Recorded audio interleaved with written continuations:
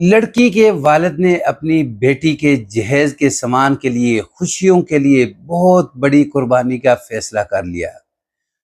تو ایک محلے دار وہاں سے جب گزرتا ہے، اس کی نظر پڑتی ہے تو وہ سب جو ہے مل کر مشورہ کرتے ہیں، فیصلہ کرتے ہیں کہ ہم لڑکی کے باپ کو جو ہے یہ کام نہیں کرنے دیں گے، ہم سب مل کر اس بیٹی کے سر پر ہاتھ رکھیں گے۔ حاضرین، اس کے بعد سارے لوگ تعریفیں کرنے پر مجبور ہو گئے کہ اللہ کرے ایسا محلہ ہر کسی کو ملے، اللہ کرے ایسے لوگ سب کو ملیں۔ السلام علیکم ورحمۃ اللہ وبرکاتہ۔ میرے معزز ناظرین کرام، آپ کو پتہ ہے کہ باپ کا بس چلے تو ساری دنیا کی خوشیاں جو ہے وہ لوٹ کر اپنی اولاد کی جھولی کے اندر ڈال دے۔ ہو سکے باپ اپنا دل بھی نکال کر اپنی اولاد کو دے سکے، لیکن اس کے بس میں نہیں۔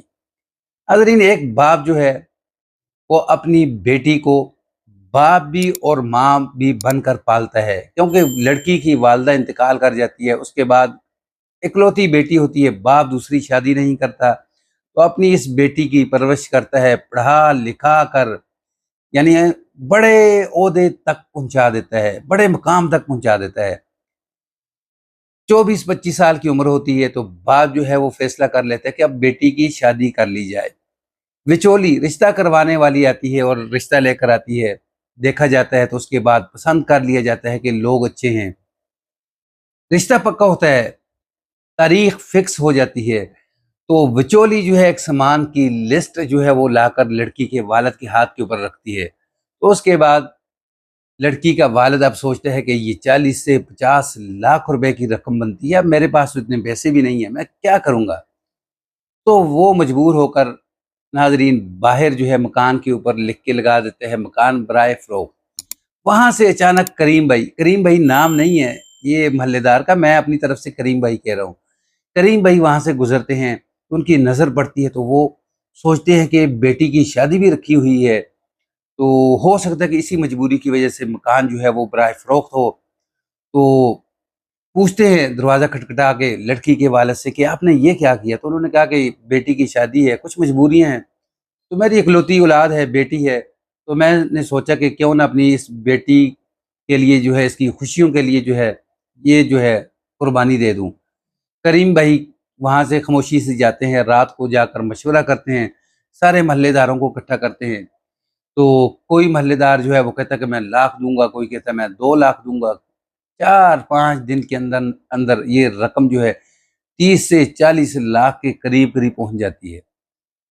سارے محلے دار اکٹھے ہو کر آتے ہیں لڑکی کے والد کے پاس کہ یہ رقم ہے، کوئی کہتا ہے کہ فرنیچر میرے ذمہ ہے، کوئی کہتا ہے برتن میرے ذمہ ہے، کوئی کہتا ہے الیکٹرونکس میرے ذمہ ہے۔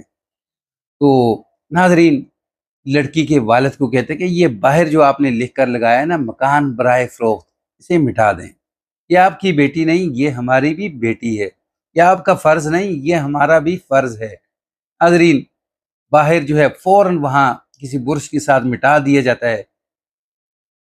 پراپرٹی ڈیلر جو ہے دیکھتے ہیں کہ یہ کل یہاں لکھا ہوا تھا مکان برائے فروخت، آج مکان برائے فروخت نہیں، بڑا مناسب ریٹ کے اندر مکان مل رہا تھا، لیکن وہ لڑکی کا والد کہتے ہیں کہ بس نے ایسا کرم کیا ہے کہ محلے داروں نے بس میری ضرورت جو ہے وہ پوری کر دی، تو اب میں مکان نہیں سیل کر رہا۔ ناظرین لڑکی کے شادی کی تمام رسومات جو ہیں، مہندی، برات، سب جو ہے محلے داروں نے کندھے کے ساتھ کندھا ملا کر لڑکی کے والد کے ساتھ جو ہے یعنی انجام کو پہنچائی۔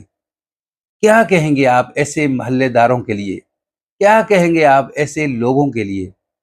ناظرین دنیا کے کونے کے اندر کہیں نہ کہیں تو اچھے لوگ موجود ہیں۔ ویڈیو اچھی لگے تو اس کو آگے شیئر کر دیں، چینل پر نیو ہیں تو اس کو سبسکرائب کر دیں، بیل کے بٹن کو دبا کے رکھیں تاکہ آنے والی اس طرح کی اچھی ویڈیوز جو ہیں وہ آپ کو ملتی رہے۔ السلام علیکم ورحمۃ اللہ۔